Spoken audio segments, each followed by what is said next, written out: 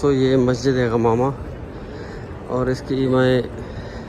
ہر کسی نے ویڈیو بنائی ہوئی ہے، میں نے بھی پہلے ایک ویڈیو بنائی تھی، لیکن ایک چیز یہاں پر آپ کو میں بتاؤں، اس مسجد میں جو ہے نا، جب مدینہ منورہ میں 61 سالی کا دور تھا تو صحابہ کرام میں سے ایک صحابی نے آپ کی خدمت میں عرض کی تھی بارش کے لیے، تو یہاں حضور نبی کریم صلی اللہ علیہ وسلم نے ہاتھ مبارک اٹھائے اور بارش اسی ٹائم برسنا شروع ہو گئی۔ جمعہ کا دن تھا، آج بھی جمعہ کا دن ہے، اور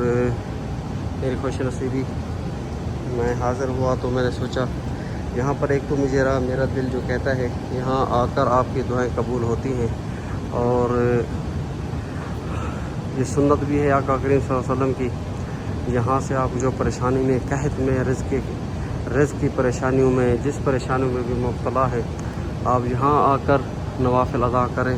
اور رب العالمین کی بارگاہ میں حضور صلی اللہ علیہ وسلم کا وسیلہ پیش کریں، جیسے کہ صحابہ کرام کی سنت بھی ہے، اور اللہ پاک نے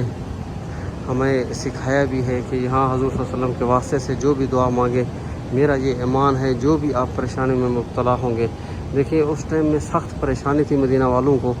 تو اس ٹائم میں آ کر جب آپ صلی اللہ علیہ وسلم کی بارگاہ میں آئے تو یہاں پر آپ تشریف فرما تھے، اور اسی ٹائم ہی اللہ پاک نے وہ دعا قبول کی اور بارش برسنا شروع ہو گئی۔ اور اسی مسجد میں جو ہے آپ صلی اللہ علیہ وسلم نے نماز جمعہ بھی ادا فرمائی، نماز عید بھی ادا فرمائی، اور اپنا جو ہے آپ صلی اللہ علیہ وسلم نے نجاشی بادشاہ جو کہ جو پہلی ہجرت ہوئی تھی اسلام میں، اس نے مسلمانوں کو پناہ دی تھی، حبشہ کا بادشاہ،